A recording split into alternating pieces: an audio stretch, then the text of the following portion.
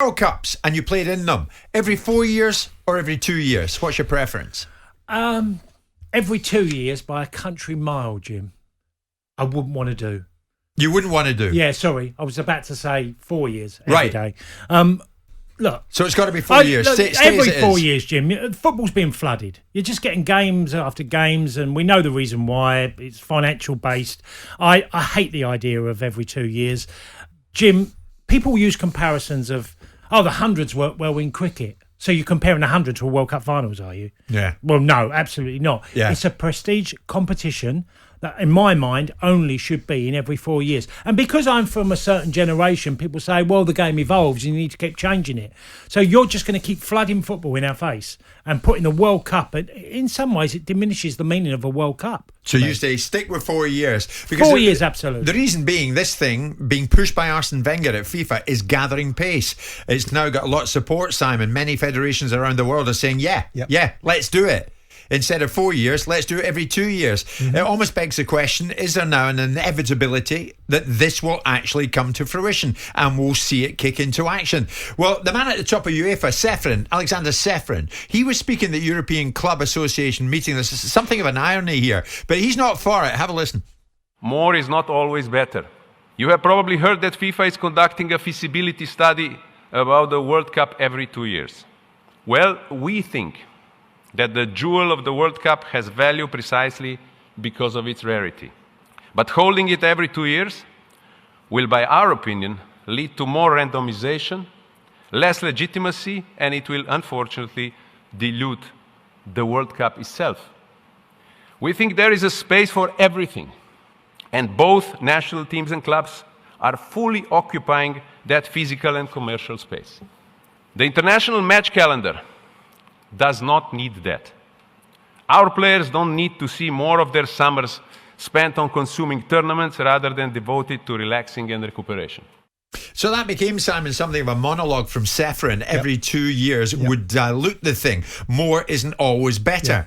There's an irony here. Isn't he the guy that just he's seen the expansion of the Champions League? Yes, and there it is. I mean, look, you've got to look at the motivations of all these people and put them through a certain prism and look at them and understand what people are trying to achieve here. I don't know how he doesn't trip over his own tongue with the hypocrisy of what he's saying, because he expanded the Euros, he's expanded UEFA, so more is better when it suits UEFA and broadcast deals and commercial opportunities for UEFA.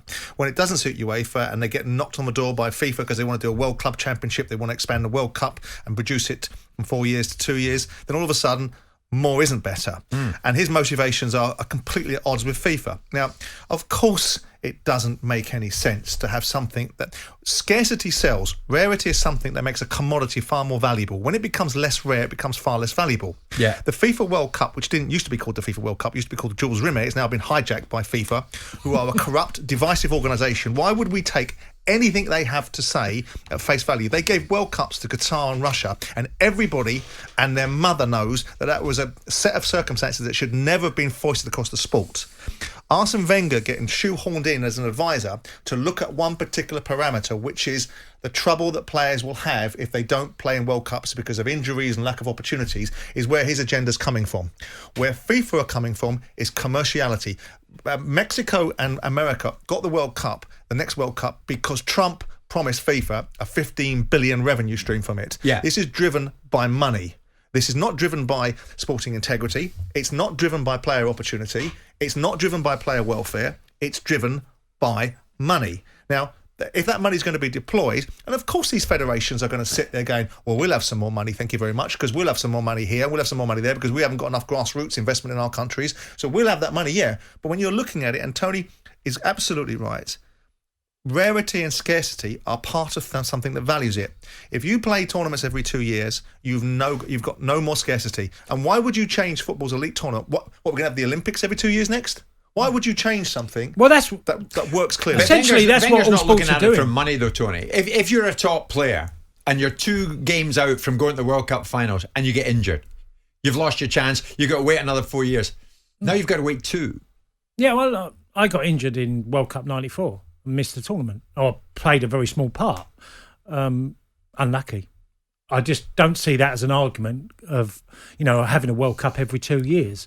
If you unfortunately get injured, that's so be it. It's a great competition that's watched by hundreds and hundreds of millions of people in the format that's been very successful. Now, if we want to say we need to evolve football and keep doing what every other sport is doing, by the way, football's on night and day every day of the week. And probably me and Simon, if it was on every 2 years, would watch the game every 2 years as well. We'd be guilty of doing that. But do I want it? No, I think it's a really bad idea. If one of the weakest arguments I've ever heard is that players might miss the competition. Players miss Champions League finals. But you and I know, Tony, in football, at top in world football these days, things get railroaded through. This will get railroaded through, Simon. This is gathered pace. There's many a slip twixt cup and lip, and there's many challenges here that are available to be pushed back on. They want to from Oscar. Did you like that? There was FIFA World Club. There's FIFA World Club Championships that they want. There's a horse trade going on here. Yeah. And Arsene Wenger is an echo chamber for FIFA because he's saying something they want to hear. If you weigh up Arsene's argument and say, well, Arsene, that's on that side of the argument, players. Now let's look at the reality of what this does over here. Schedule congestion. Players get injured more because they're playing more games. Managers sitting there bending our ears endlessly with their claptrap about how many times their players are playing. How does that feature into your thinking? And you start to weigh down Arsene's argument, because at this moment in time it's a binary argument. It's good for players, but on the other side of it, what does it do for football? It's fundamentally silly. No. And it's a land grab between FIFA and UEFA, because FIFA want more tournament space and they want more club investment in their FIFA World Club Championships. Nations Leagues, Cobblers. European Championships, World Cups, other sports to deal with. How far do we keep stretching sport in general? Well, let's ask that very question. True. World Cup, Wenger's pushing it and federations are backing it. Ceferin is saying, no thanks, it's not for us at UEFA.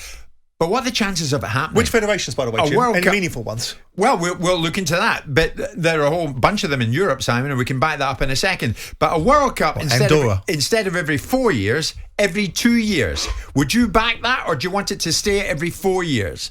08717 223344. Message me on 81089. This whole thing, Simon says, it's just an echo chamber. Jim White and Simon Jordan, Monday to Thursday morning, 10 till 1. On AM, on DAB, via the talkSPORT app and on your smart speaker. talkSPORT.